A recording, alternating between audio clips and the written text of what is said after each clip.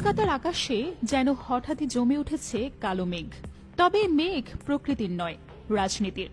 শহরের বুকে গর্জে উঠেছে পশ্চিমবঙ্গের মুখ্যমন্ত্রী মমতা বন্দ্যোপাধ্যায়। জনসমুদ্রের মাঝে দাঁড়িয়ে এক কঠোর বার্তা ছুড়ে দিয়েছেন দিল্লির দিকে, আর নাম না করে ইঙ্গিত করেছেন বাংলাদেশ থেকে পালিয়ে যাওয়া সাবেক প্রধানমন্ত্রী ফ্যাসিস্ট শেখ হাসিনা ও তার ঘনিষ্ঠ মহলের দিকে। মমতা সরাসরি না বললেও একরকম যা বলেছেন তাতে এমনটাই দাঁড়ায়। বাংলাদেশে গণতন্ত্রকে গলা টিপে হত্যা করা হয়েছে, আর সেই খুনি শাসকরাই এখন আমাদের রাজ্যে এসে বসে আছে। এটা কিরকম কথা? তার এই প্রশ্নে কলকাতা সহ পশ্চিমবঙ্গের নানা জায়গায় আশ্রয় থাকা আওয়ামী লীগ নেতাদের জিভ শুকাতে শুরু করেছে। তারা কোনোভাবেই স্বস্তি পাচ্ছে না। দেশের পর এবার দিদির ঘরও হয়তো খোয়া যাবে।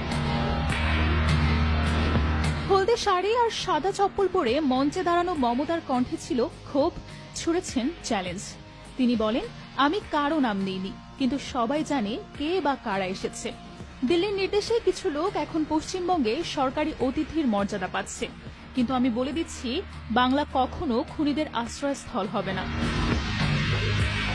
এ সময় জনতার মধ্যে এক অন্যরকম সাড়া পড়ে যায়। সবাই বুঝে যায় মমতার ইঙ্গিত কার দিকে।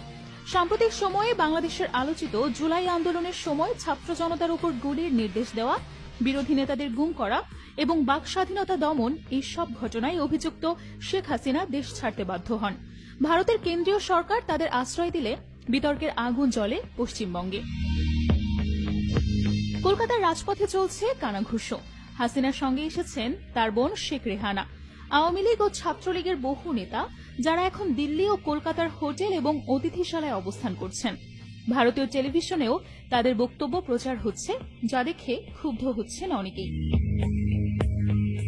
বিশ্লেষকরা বলছেন, মমতার এই প্রতিবাদ শুধু নৈতিক অবস্থান নয়, বরং কেন্দ্রীয় সরকারের নীতির বিরুদ্ধে এক প্রকার বিদ্রোহ। দিল্লি যেখানে বাংলাদেশের রাজনৈতিক ভারসাম্য আনার নামে বিতাড়িত শাসকদের আশ্রয় দিচ্ছে, সেখানে মমতা স্পষ্ট করে দিয়েছেন এই ভূখণ্ডে তাদের জায়গা হবে না।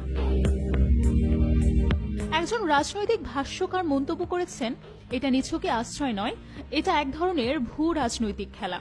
দিল্লি চাইছে বাংলাদেশে পছন্দের সরকার আনতে, আর সেই খেলায় পশ্চিমবঙ্গকে ব্যবহার করছে। মমতা সেটা ঠেকাতে চাইছেন। এদিকে পশ্চিমবঙ্গের মানুষের মধ্যেও উদ্বেগ বাড়ছে।